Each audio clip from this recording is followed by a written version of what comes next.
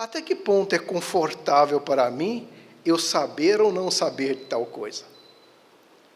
É bem interessante. Por isso que nós resolvemos falar sobre a dor. Principalmente nessa entrada de ano, né? Parece que tudo aconteceu nesse ano, né? Começamos o ano com tantas calamidades. E muitas pessoas param para pensar, o que será que está acontecendo? Será que nós estamos já entrando no mundo de regeneração e está sendo ceifados espíritos maus? Alguns até falam, não, está acontecendo uma limpa no país, né? Mas, na realidade, as calamidades sempre existiram. Apenas não eram muito divulgadas, mas elas sempre existiram. Principalmente as calamidades das guerras, o trânsito, que mata muito mais que qualquer guerra, o trânsito no Brasil, as calamidades naturais também, e as também causadas pelo homem, né? Sempre aconteceu, mas está mais divulgado agora. Então dá uma sensação de que está acontecendo muita coisa. Mas, na realidade, se existe Deus realmente, e Ele está por trás de tudo, então tudo que está acontecendo está no contexto divino. Às vezes nós somos responsáveis por causar certas circunstâncias que vai acontecer alguma coisa ali. Mas para isso, tem a sabedoria divina atrás de tudo.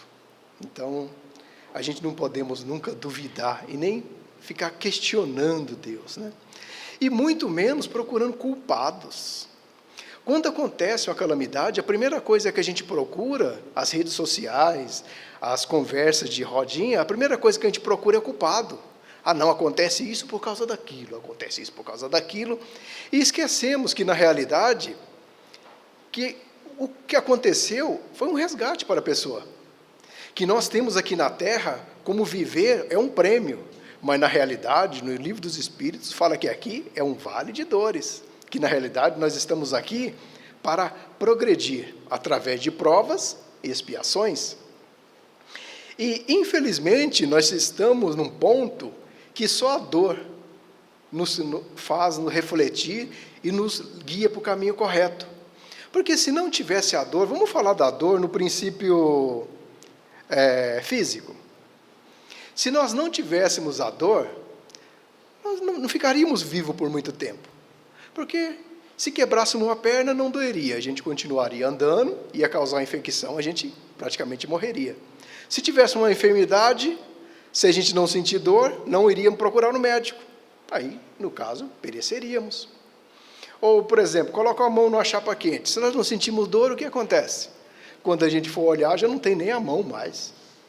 Então, a dor é necessária como um ponto de alerta. A dor é como se fosse um marco. Se está acontecendo alguma coisa, é porque há algo por trás disso.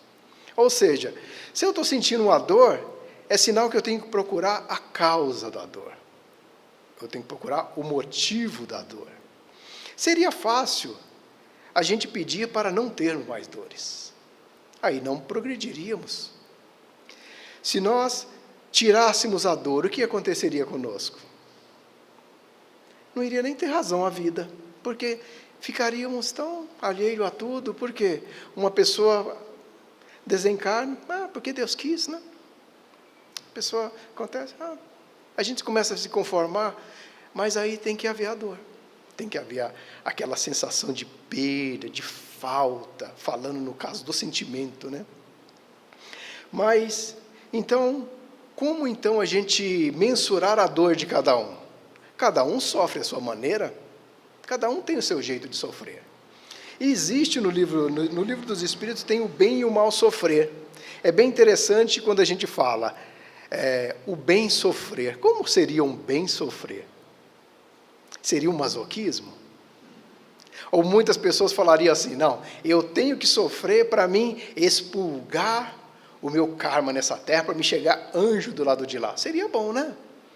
Eu passava um tempo sofrendo e chegaria lá batendo asinha, tranquilo, mas e o progresso gradativo da humanidade? E o progresso do espírito? Que, na realidade, a natureza não dá salto.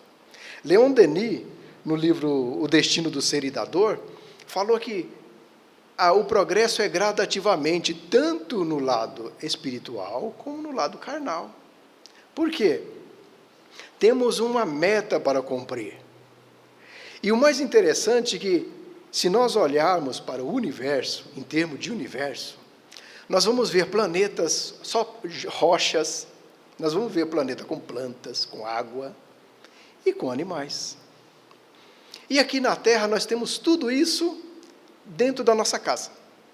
Nós temos tudo isso no nosso quintal. Nós temos os 3 reinos comitando juntos, convivendo junto. Interessante.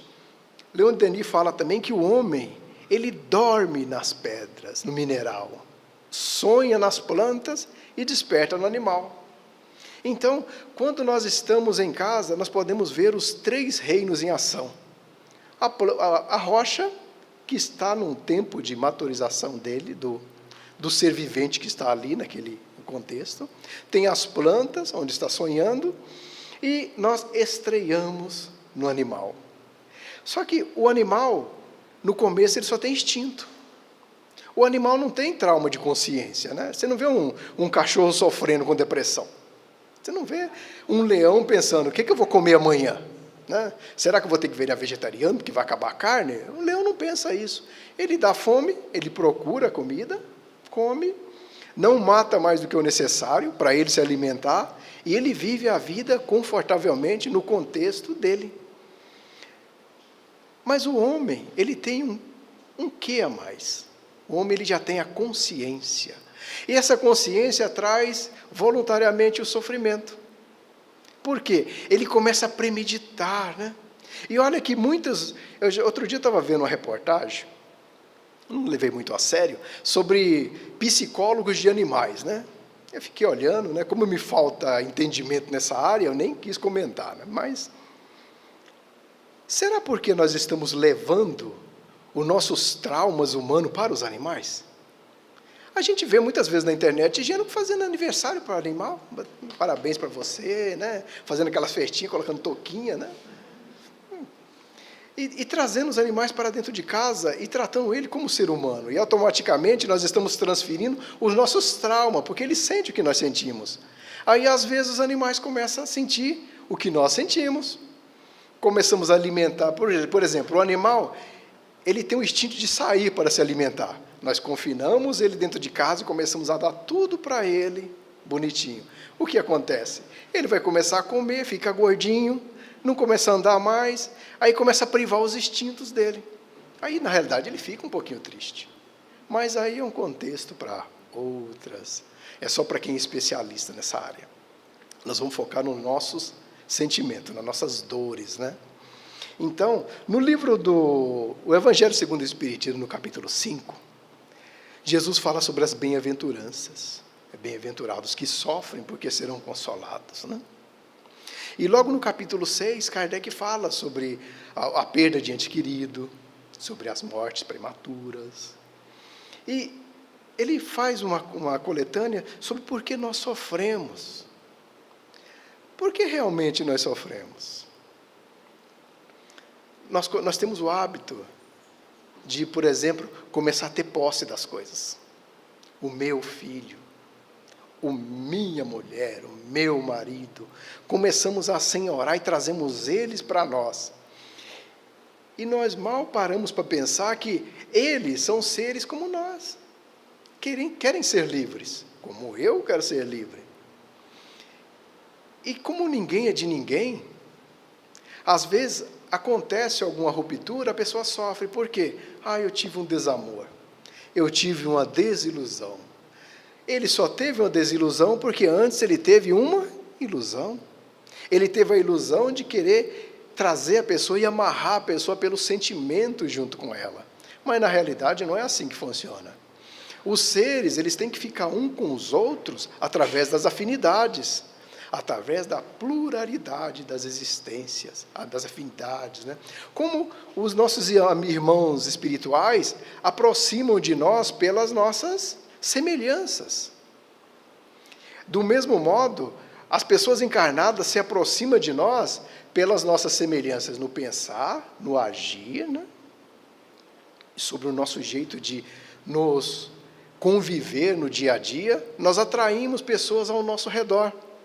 Agora, quando nós começamos a olhar que as nossas companhias não são boas, começa a soar o sinal de alerta, pensando, mas se as minhas companhias não são boas, é sinal que eu também não sou bom. Porque eu só estou atraindo o que eu sou. Não é verdade? Ou seja, uma pessoa realmente boa não vai atrair só pessoas más para o lado dele. Ou uma pessoa má não vai ficar rodeada de pessoas boas. No mesmo caso, por exemplo, vamos citar o exemplo de um bar, né? Se nós entrarmos num bar, vai ter um monte de pessoas lá fazendo evangelho, né? Fazendo leitura, ou vai ter todo mundo falando sobre futebol, bebendo, aquele papo descontraído. Por quê? Eles estão num contexto. Se nós formos aqui, num salão como esse, nós vamos ver alguém bebendo, falando palavrão? Não vamos. Por quê? Todos nós aqui viemos para um ideal diferenciado. Como no bar, eles estão diferenciados. Cada um vibra na sua própria frequência. Então, quando nós atraímos pessoas junto de nós, é sinal que a pessoa é igual a nós. Ou seja, talvez o que eu fico julgando a pessoa que está ao meu lado, automaticamente eu sou praticamente igual a ele. Igualzinho. Não muda nada. E se eu começar a olhar e apontar, porque eu estou vendo meus defeitos refletindo na pessoa. Simples assim. Então, na realidade, tudo que existe entre nós, junto de nós e em nós, é realmente o que nós merecemos. Ou angariamos através do nosso querer e o nosso pensar. Agora, como mensurar a dor? Se a gente perguntar para qualquer um, por que você sofre? Muitos vão falar, eu sofro por causa de falta de dinheiro. Eu sofro por causa emocional. Eu sofro porque eu tive uma desilusão amorosa. E todos, por incrível que pareça, ele não sofre por ele sofre por alguém. Porque alguém o abandonou, ou ele teve um revés financeiro. Sempre alguém foi o causador da desgraça dele. Já pararam para pensar? Param para pensar assim, por que realmente eu estou sofrendo? Porque a pessoa não gosta de mim. Porque aquela pessoa me deu um golpe. Ou seja, tudo está em torno de nós, nunca está em nós. Então, é uma parte bem interessante para nós pensarmos. O que realmente eu quero na vida? Eu vou ficar o resto da minha vida acusando terceiros? Eu vou realmente assenhorar do que eu realmente sou? Por que eu vou botar tanta expectativa numa pessoa que é igual a mim? Por que eu vou falar, não, aquela pessoa tem que ser minha? Não tem nada.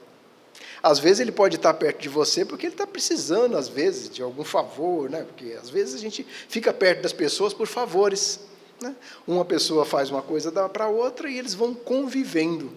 Mas e depois do sono, o que acontece? Cada um vai para um lado, não ficam juntos. E se as afinidades não são aqui na Terra, também não são no plano espiritual. Tem aquelas histórias espíritas que a pessoa chega do lado de lá, encontra o marido, fala, ô meu amado, fala, não, calma, era só até a morte o separe. Agora eu não tenho nada a ver com você. E a pessoa ficava premeditando, né? Vou chegar lá, vou viver um amor com ele, né? Mas que amor? Né? Sendo que na realidade, se nós estivermos assim com vontade de ficar perto de uma pessoa, aquela vontade gostosa de ficar perto da pessoa, nós vamos estar tanto fisicamente como espiritualmente. Por exemplo, o amor liberta. Se eu amo uma pessoa, ele está distante, eu posso conversar com ele através dos pensamentos, ou através do WhatsApp. Mas posso sonhar com ele. Por quê? Eu estou ligado em vibracionalmente com ele. Mas se nós não estamos ligados, e quando queremos prender uma pessoa, aí vem as dores, vem os traumas, vem as dificuldades. Então, quando nós começamos a sofrer, a gente tem que parar para pensar, por que eu sofro? Se eu sofro por causa de alguém, eu vou ter que trabalhar isso na pessoa ou em mim? Eu tenho que trabalhar em mim. E quando o problema for financeiro? O que eu tenho que fazer? O Allan Kardec ele fala muito bem que existem provas anteriores e as provas atuais. Talvez numa outra encarnação eu causei danos para muita gente. E nessa encarnação eu escolhi ter uma encarnação difícil. Aquele que a gente quer fazer e quando chega na hora da gente pôr a mão, foge da mão da gente. A gente doido para pegar e nunca consegue. Às vezes, se chegar para a gente pode pôr a reencarnação inteirinha a perder. Às vezes a gente quer até ganhar na Mega Sena, né? Eu até já fiz promessa, se eu ganhar na Mega Sena, eu vou ajudar várias entidades, né? O centro, eu vou construir o centro espírita. A gente fica fazendo aquelas promessas que eu fico até imaginando o mentor da gente olhando para a gente, falando assim, coitado. Mas daí você ganha na Mega Sena, no outro dia ele viaja para Miami, pede todo mundo, não está nem aí. Por quê? Nós já fizemos isso. Provavelmente, para ter essas dificuldades, porque nós às vezes esbanjamos dos bens que Deus nos deu. Então, nada melhor nessa vida do que a gente passar sem.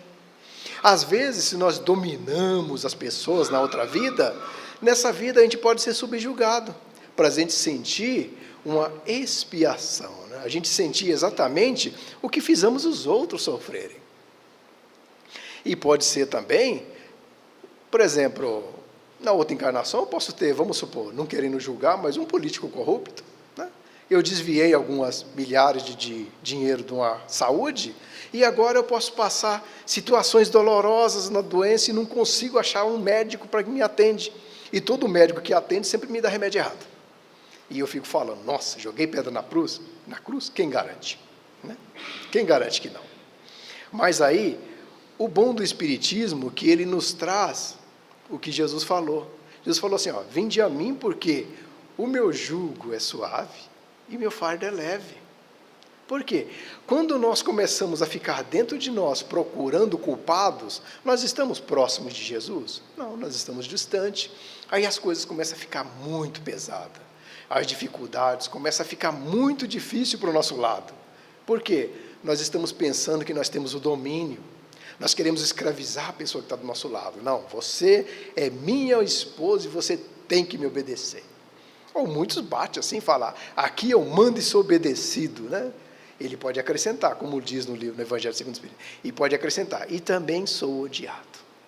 Pode acrescentar. Por quê? Na realidade, você pode mandar à vontade. Mas, às vezes, as pessoas te obedecem por medo.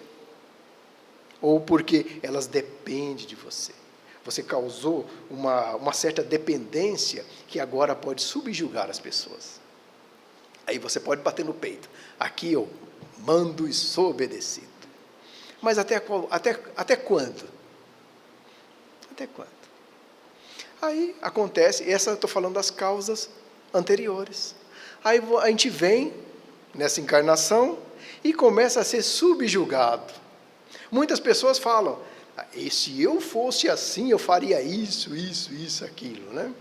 Quando a gente tem uma receita para o outro, é a coisa mais fácil, né? A gente vê uma pessoa desempregada, é vagabundo, por que não vai catar um papelão, né? Vai fazer isso, vai fazer aquilo, para fazer como eu fiz, né? Como se não tivesse, se Deus não tivesse tomado parte alguma, se fosse tudo méritos dele, né? Faça como eu fiz, trabalhe. Mas muitos trabalham e não conseguem. Aí vem aquela impotência e encontra pessoas, não, faça como eu fiz. Aí quando nós chegamos, subjugamos várias pessoas, chegamos e começamos a ser subjugados. E a providência divina é tão perfeita que elas fecham a gente de um ponto. Por exemplo, a gente começa a depender do serviço, a gente depende do serviço que a gente não arruma serviço em lugar nenhum, a gente é obrigado a ficar ali. E ao lado existe um patrão carrasco, aquele que cutuca mesmo, né? Aquele que você tenta sair, mas não consegue. A gente está preso àquela situação. Por que será? Porque temos que passar por aquilo. Mas agora, aí vem as causas atuais. Muitas vezes, nós temos um emprego difícil, porque às vezes nós não quisemos estudar, como eu estava falando, né? Eu voltei a estudar agora, porque eu senti falta. Antes não precisava, estava numa boa. Só que depois começou a me fazer falta, eu tive que parar um ano e voltar a estudar e tentar, assim, fazer uma reciclagem. Por quê? Às vezes a situação começa a cobrar a gente procura um meio para melhorar, a gente não consegue. Mas muitos falam, não, eu tenho dificuldade disso, porque eu não sei ler direito, eu não sei fazer conta, por isso eu não consigo arrumar um emprego melhor. E começamos a acusar todo mundo em volta. Acusamos até a Deus, né? Por quê? A pessoa lá do lado, ela é analfabeta e ela tem um belo do emprego, né? Aposentada, anda de carro, isso, aquilo, e eu tenho estudo e não consigo. Às vezes nós não estudamos o suficiente. Às vezes nós não batalhamos e não cultivamos aquele emprego suficiente para ter uma estabilidade agora. Essas são as causas atuais. Muitos dos problemas nossos atuais são causados das causas atuais, das coisas que nós fomos relapsos, né? Às vezes deixamos de pagar uma aposentadoria quando era mais novo, e hoje sofremos porque não dá tempo para aposentar, aí vem o sofrimento. Muitas vezes, tivemos a oportunidade de fazer um curso para melhorar, para tentar arrumar um emprego melhor, mas às vezes preferimos, ficar num bar batendo papo, em vez de estudar, fazendo alguma coisa. Aí com o tempo, como o mundo agora está sendo muito rápido, aí a firma, como você ficava lá só batendo uma marretinha num parafuso, agora não tem mais o parafuso, tem uma máquina CNC computadorizada lá, que ela levanta, vira tudo sozinho. E eu, como é que eu fico? Aí vem um rapazinho de fora, né, tudo bonitão lá, porque ele já estudou, vai lá e programa. Aí a gente começa a acusar a divindade. Não, mas olha só, que injustiça. Eu trabalho aqui há mais de 20 anos, era para mim estar fazendo isso, e ele pegou uma pessoa de fralda, mandando em mim. Eu já vi pessoas falar assim. Pegou uma pessoa praticamente de fralda, agora está mandando em mim, um moleque de 20 anos, apontando o dedo em mim, falando que eu sou isso, que eu sou aquilo. Mas por quê? Será que eu não fui omisso em estudar um pouco, de fazer um curso, de procurar me aperfeiçoar naquilo que eu estava trabalhando? Às vezes eu falo para as pessoas que estão do meu lado, né? As pessoas falam, esse negócio de celular não é comigo, né? Eu deixo para os meus filhos, eu não gosto muito, porque eu não tenho muita intimidade com o celular, porque o celular pegou muito de nós desprevenido, porque na realidade nós éramos do orelhão ainda, pôr na ficha lá no orelhão, né? Então eu ficava naquela fila do orelhão para fazer uma ligação para a pessoa, para dar um recado na vizinha, para a pessoa vir.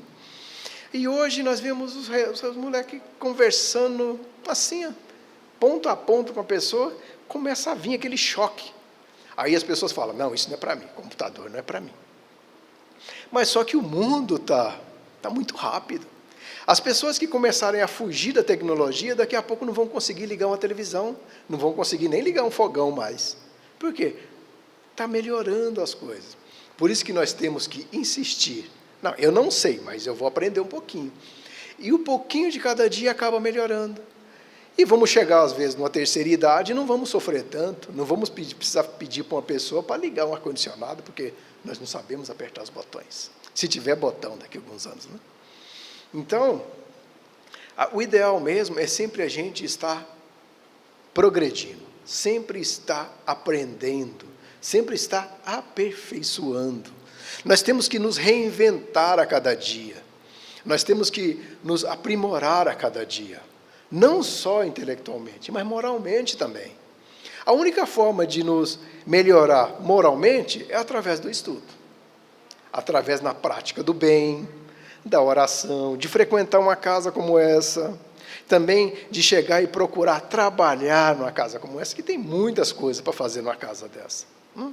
Às vezes a gente pensa, não, eu vou lá, mas eu quero ser entrevistador, eu quero ser isso aqui, mas às vezes precisa de alguém para fazer uma limpeza. Mas para encontrar pessoas para fazer uma limpeza, a maioria quer trabalhar no escritório, né? Alguns, né? Não estou criticando. Mas o problema da gente é que a gente sempre quer facilidades.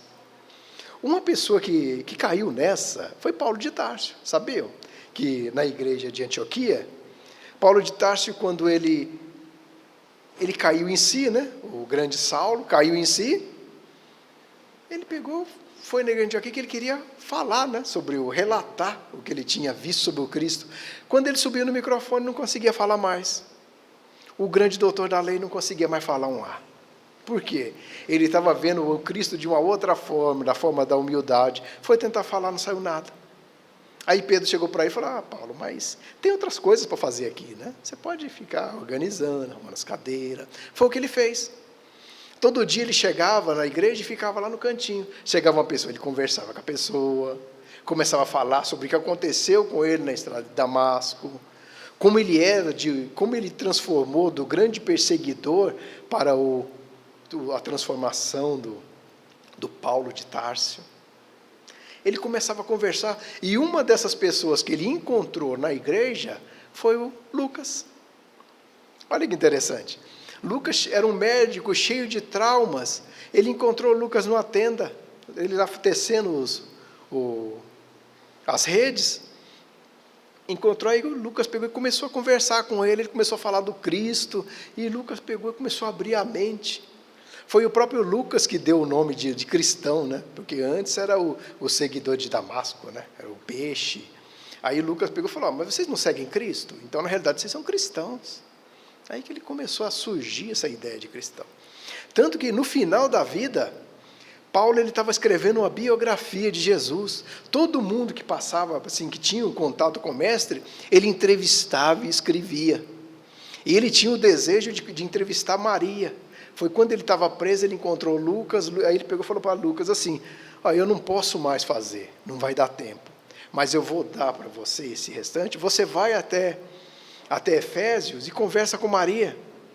Tanto que o evangelho mais puro sobre o Cristo é o evangelho de Lucas, que Lucas acabou de fazer o evangelho, de que Paulo tinha começado. Tudo começa com a simplicidade. Paulo, ele se tornou o grande ícone do cristianismo, começando sentando no fundo, limpando, arrumando as cadeiras. Ele começou assim. E por que nós, às vezes, nós queremos já começar logo como doutrinador? Né? Fazemos um curso de espiritismo, aí aparece um outro curso de espiritismo, aí o presidente coloca assim, né? Curso de evangelho, aí muitos olham e falam, não, isso eu já fiz. Ele tem que colocar assim, curso Mega Blaster, aprofundado, aperfeiçoado, super do cristianismo. Aí a pessoa fala, não, esse eu quero fazer. Por quê? Às vezes pensamos que o que nós sabemos já é o suficiente, mas o saber nunca é o suficiente. Eu mesmo já fiz o curso do evangelho, eu acho que já estou indo, eu vou começar a fazer um outro agora. Estou estudando em Mauá, o céu ou o inferno. Sempre tem coisas para aprender. Cada vez que eu abro, principalmente o livro do céu e inferno, que eu estou logo no começo, cada vez que eu abro, eu vejo coisas que eu não tinha visto antes, e que agora, com o amadurecimento, eu estou começando a olhar sobre uma nova ótica, e cada vez a gente se surpreende com a leitura do Evangelho. Quem nunca abriu um livro do Pão Nosso e leu uma leitura que ele já tinha lido muitas vezes, e quando ele lê, ele para uma coisa assim e fala, nossa, eu não tinha entendido essa palavra, porque ele não estava preparado. Então, na realidade, o nosso aperfeiçoamento moral começa devagarzinho, gente. Começamos com um simples estudo do Evangelho, depois podemos aprofundar mais, podemos fazer um ESD, que é um curso aprofundado. Podemos estudar Gênesis. Olha só, tem tantos livros que vocês desacreditam. Só a revista Espírita é 10 volumes, dessa grossura, com todas as passagens. Agora eu estou lendo as viagens de Kardec. Nossa, tem coisas maravilhosas. Era rascunhos que Kardec passava pelas cidades, visitando os templos, né, as igrejas, os centros espíritas. E ali ele via cada coisa e relatava tudo, sobre as palestras, sobre tudo. Uma coisa maravilhosa. E que muitas vezes deixamos escapar porque pensamos que sabemos demais. Pensamos que sabemos. Poucas pessoas leu a Gênesis. Céu e inferno. Né? O livro dos médiuns, praticamente quase todos lêem, né? Porque todo mundo quer ser médium, né? Então a primeira coisa que ele quer fazer, deixa eu ler o livro dos médiuns, né? Mas poucos se aprofundam realmente no livro dos médiuns, porque depois ainda tem muitos livros do Herculano Pires sobre a mediunidade, tem muitas coisas ainda que na época Kardec não deu tempo para Kardec falar, né? Porque era muito rápido. E hoje com o estudo nas casas espíritas, o aprofundamento está muito melhor. E cabe a nós cada vez aprender mais. Não é verdade? Então, se as causas anteriores foi o que nós fizemos algumas encarnações atrasadas, né? E que às vezes está acontecendo alguma coisa e nós pensamos, nossa, isso é porque nós fizemos tal coisa. Vai ver, não é nem isso que nós fizemos. Vai ver, é uma pequena parcela que foi fracionada em dezenas de reencarnação para a gente não sofrer o impacto. Uma vez eu tinha uma pizzaria que teve uma época que eu era assaltado 2 vezes por semana. Ou era na sexta ou era no sábado. Era na sexta ou era no sábado, né? Aí eu falei, nossa, tá certo que eu fiquei devendo alguma coisa na outra encarnação, mas também vim tudo de uma vez, também não dá para me pagar, não. Aí eu até conversei com o seu Wilson, né, que era o centro lá que eu frequentava. Aí eu peguei e falei, seu Wilson, eu não estou aguentando, não. Já não está dando mais. O que eu tive que fazer? Eu abandonei a pizzaria. Por quê? Eu não estava suportando as provas. Se é que era prova, né? Se é que eu não tinha cultivado aquilo para acontecer comigo, né? Porque, como eu falei, existem as provas atuais. Quem garante? Né?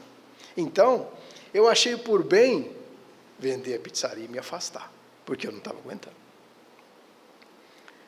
Agora, como a gente saber o que é realmente a dor que está acontecendo comigo ou que está acontecendo com o meu vizinho? Como o meu vizinho está sofrendo e como eu estou sofrendo? Às vezes, nós vemos acontecer alguma coisa com a pessoa que ele tira de letra, ele dá risada, ele fala, nossa, isso aqui é facinho. Quando acontece conosco, parece que desaba o mundo. Nós não estamos preparados. Porque, como eu falei no começo, é tudo gradativamente. Se às vezes eu estou sentindo uma prova difícil, é porque é simplesmente uma preparação para vir coisas melhores no futuro. E para isso, eu tenho que estar vigilante. Né? Já tá, só para a gente encerrar, nós temos que ficar vigilante em que sentido? Como o tema é as dores, então vamos pensar, por que eu sofro? Por que a atitude de uma pessoa me faz sofrer tanto? Né? E por que certas coisas que alguém faz me deixa tão mal?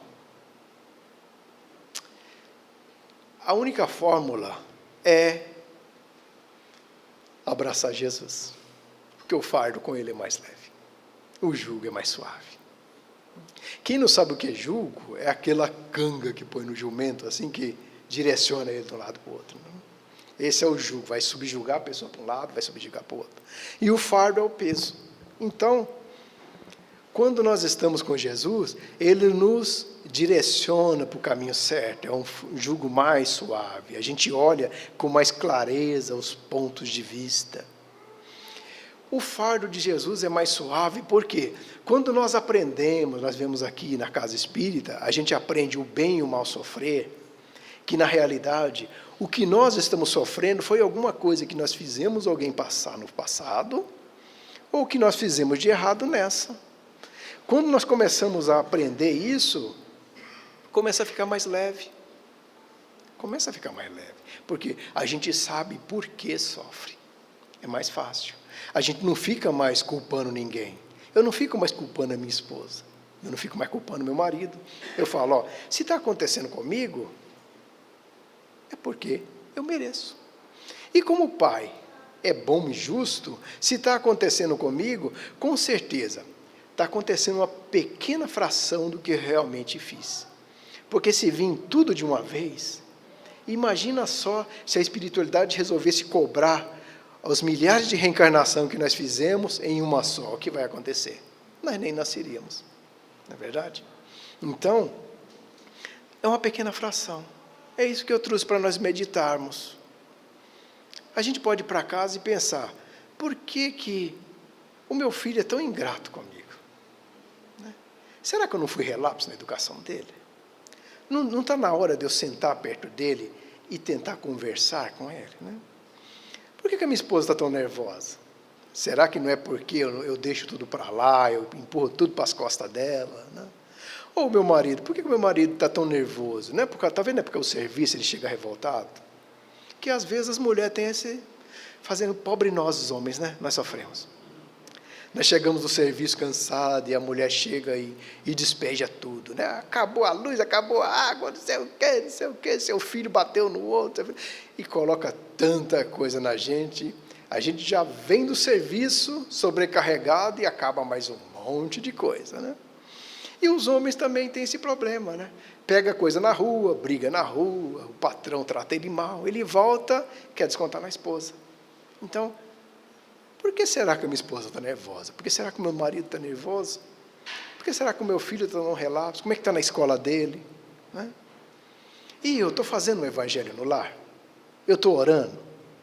Eu estou procurando ir na casa espírita fazer um tratamento? Esse é um ponto que eu vim trazer para vocês. Para mim, para nós. Né? Que na realidade, nós merecemos. Tudo que está acontecendo conosco é o que nós realmente merecemos, para no futuro, quem sabe nos tornar um Cristo, né? Quem sabe? Mas vai demorar um pouquinho. Obrigado, gente. Agradeço de coração. Fiquem com Deus. E muito obrigado a todos.